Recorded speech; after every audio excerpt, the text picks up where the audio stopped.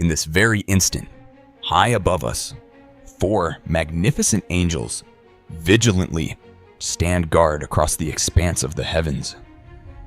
You've likely heard their names spoken before, but their mysteries run deeper than their titles. Israfel presses the trumpet close to his lips, poised. A single exhale from him will unravel all of existence, catching creation off guard. When Jibril unfolds his tremendous wings, entire worlds are shaken. Even now, he descends from the unseen, but his visits are never random, always deliberate. And then there's Mikael. With a motion of his hand, clouds burst and the earth is nourished, while with another, rivers retreat and the land thirsts. Mercy and punishment flow through him, and the day when both will meet is not far away. As for Azrael, he moves with neither hurry nor delay. Your name, the precise hour, the very minute, are already inscribed in his record. Throughout each day, he quietly passes by you 40 times, watching, counting, awaiting your destined moment. The truths you'll encounter about these guardian spirits are ones that will linger in your memory. Revelations that astonish, humble, perhaps even unsettle. This is Religious Story TV, where we unfold endless enigmatic tales and profound facts from the heart of Islamic tradition. Before we journey deeper, I'd love to know, where in the world are you listening from? Please share in the comments below. Your presence here truly matters, both to us and to this growing circle of seekers. Let us begin, venturing out to the layers of existence unseen by mortal eyes, to realms inhabited by luminous beings carrying out their Lord's will without falter or rest, glorifying the divine with every breath. Amongst their ranks are those upon whose shoulders the architecture of all things rests. Every inhale you take, every shiver in your veins, each star that spills its light, all are under their care. The sky's dome, the mountain's unyielding mass, the clouds' unending parade, all move at their subtle command. Let us draw near to Israfel, a spirit unparalleled. One day, looming in a not-too-distant future, humanity will stand at the edge of a transformation they cannot foresee. Days will contract, time will race unnaturally onward, and mankind will be left bewildered as signs unfurl in rapid succession. Dajjal will seek to deceive, Isa will return to earth, the Mahdi will rally the faithful, famine will stalk the lands, and the sun will dare to rise from the west. The earth will crack, tempests will lash the coasts, even animals will sense the tremor of dread. The great unveiling draws close. From the dawn of all creation, Israfel has lingered in the firmament, awaiting a solitary signal. In his grasp, a sacred trumpet, forged with as many openings as there are souls, hovers by his lips, his gaze unwavering, fixed upon eternity itself, awaiting, as eons pass, for the command from the Most High. And then, in a moment preordained, Israfel's heart will quake at the divine decree. With reverence, he will breathe into the trumpet, shattering the silence of eternity. The wait will have ended, and the world as we know it collapses. Lives interrupted mid-gesture, the sky splintering, oceans retreating into memory, mountains dissolving, humanity paralyzed in awe and terror as stars rain earthward. Cities will crumble, life will dissolve in an instant, and the old world will dissolve into fable. With that trumpet's resonance, the day of final reckoning will have dawned. And yet, Israfel's role doesn't end with that cataclysmic sound. It is only the overture. Consider the grandeur of this awaited one. Tradition holds Israfel as the first of the 4 mightiest angels to be summoned into being, followed centuries later by Mikael, then by Jibril. Though most angels exist beneath humankind in spiritual stature, these four, including Israfel, surpass all but the prophets themselves. High above, vested with the secret of giving life, Israfel holds a charge only he can fulfill, not only heralding the last hour, but bestowing the very soul itself. Called Ruhi, the infuser of life, he clutches the celestial trumpet, an instrument vast beyond description, crafted from radiant pearl and blinding crystal. Accounts describe Israfel as a being of immense splendor, 4 wings, each veiling a quarter of the cosmos, the east, the west, the heavens, the earth. His form stretches from the highest sky to the lowest depths, signaling his tremendous rank. His voice, it's said, inspired the exquisite song of Dawood, so majestic that when Israfel sings, even those basking beneath the divine throne hush to listen. After his first summons, all life will slip into the mysterious Barzakh, the silent zone bridging death and the resurrection, enduring a timeless limbo for 40 years. When the world falls into stillness and nothing remains but Allah, even the angels will taste death's pause.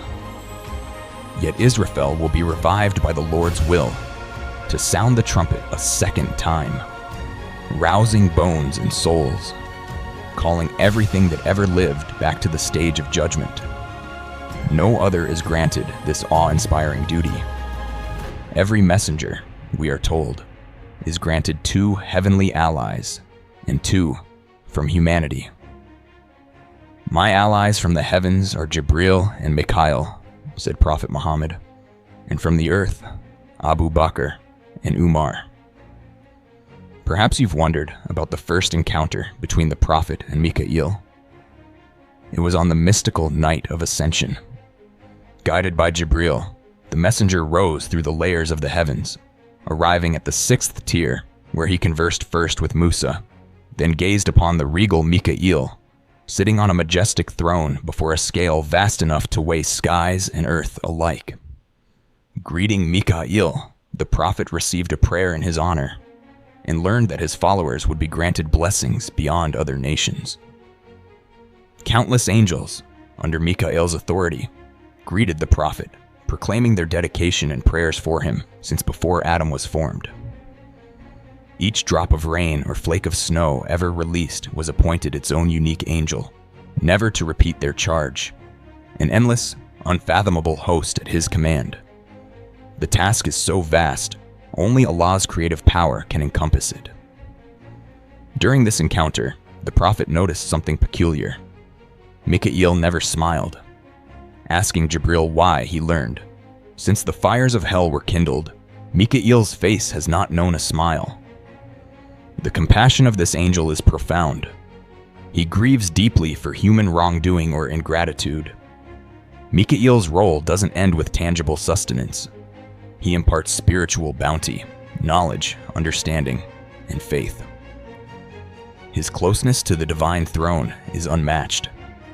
He is ceaseless in praise, swift in obedience, and never wearies. When rain is to fall, it does so exactly as decreed. Every drop descending by design, neither freezing despite the cold of the clouds, nor colliding as they journey down. If you reflect, from clouds miles above, raindrops should plummet at hundreds of kilometers per hour. Yet they arrive gently, their speed perfectly moderated, each one loving placed by angelic hands, leaving no harm upon the earth. Through this intricate, miraculous cycle, the oceans, rivers, and streams send their water skyward, which returns to us as life-giving rain, pure and drinkable, as the Qur'an reminds. Have you seen the water you drink?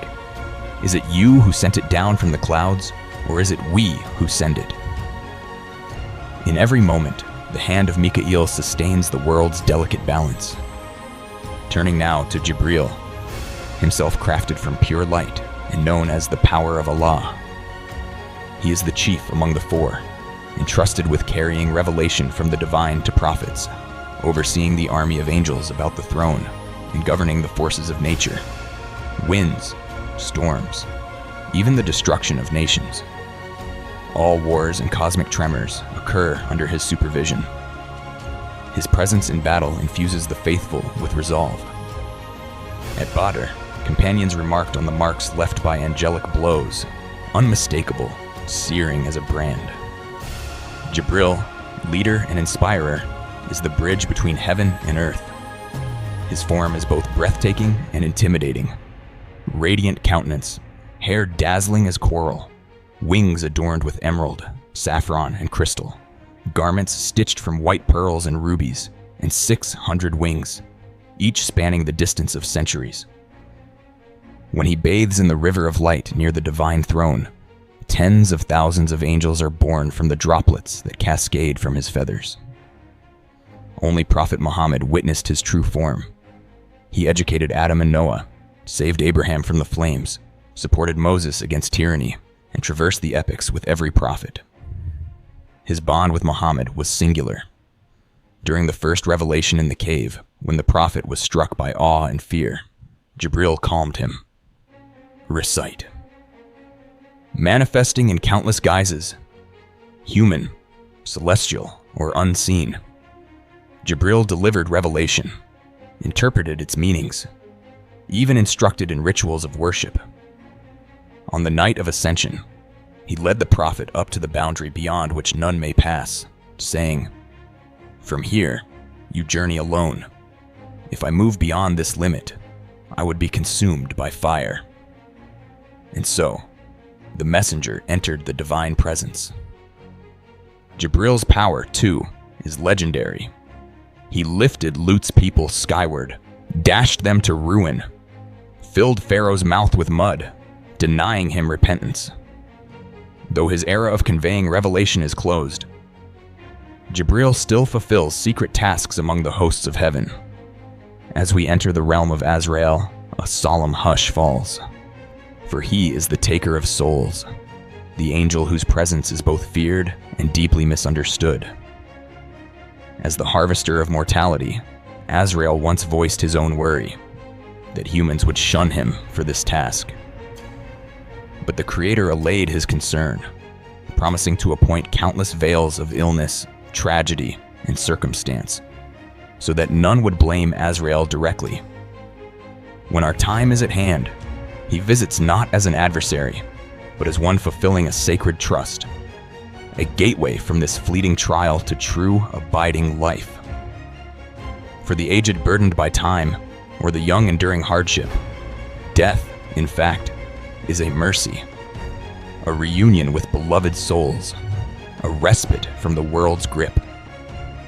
When Azrael comes at the appointed moment, what truly transpires? On his heavenly journey, the prophet was shown the workings of Azrael's task. Azrael remains at his celestial station, he explained, but commands an immense array of angels. When a soul's provision is complete, he dispatches 40 angels to begin extracting its life force in stages. First from the tips of the fingers, pausing, and then to the elbows, the navel, the throat, until finally, the soul departs. Azrael recognizes the appointed time through cosmic signs. 2 gates above, one for sustenance descending, another for deeds rising. When a leaf with a person's name turns yellow and falls, he knows the hour has come. When asked by the prophet to reveal his true form, Azrael appeared as if he could cradle the entire globe between 2 fingers, his size so staggering that the prophet's heart nearly stopped in terror. He would return, years later, to take the prophet's own soul. On that sacred day, even Azrael sought permission to enter, a request made for no other mortal before or after. Resting on Aisha's lap, the prophet bade Azrael, "Take that which is entrusted to you." With the words, "La ilaha illallah," on his lips, his soul departed to the highest company. Oh, to be graced with meeting him in that eternal garden. Each prophet's encounter with Azrael is written with wonder. Idris, a man whose words drew even angels, once requested to experience death and visitation to both paradise and hell. With divine consent, Azrael granted each wish, and Idris, through a clever plea, never left paradise again, becoming its earliest resident to enter without the final death. Count also the tale of Solomon. A man terrified that his time approached begged Solomon to send him away, hoping to flee Azrael's reach. Solomon summoned the wind, whisking the man off to India. Yet that very evening, Azrael revealed the reason for his startled glance. "I was told to seize his soul this day, in India." I was astonished to see him here, for he was destined elsewhere. None can elude the angel of death. At last, when all souls have been gathered, only Azrael and Allah remain. The final command will be given: lie down, surrender your soul. Azrael will obey, and all that persists is the one who was, is, and always will be. Then Allah will revive Israfel, who will sound the trumpet once more, heralding the day of judgment. If you found a spark of wonder or wisdom in these mysteries, I invite you.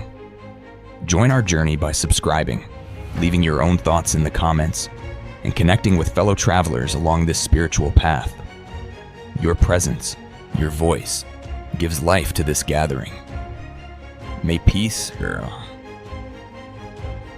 mercy, and divine light be with you, always.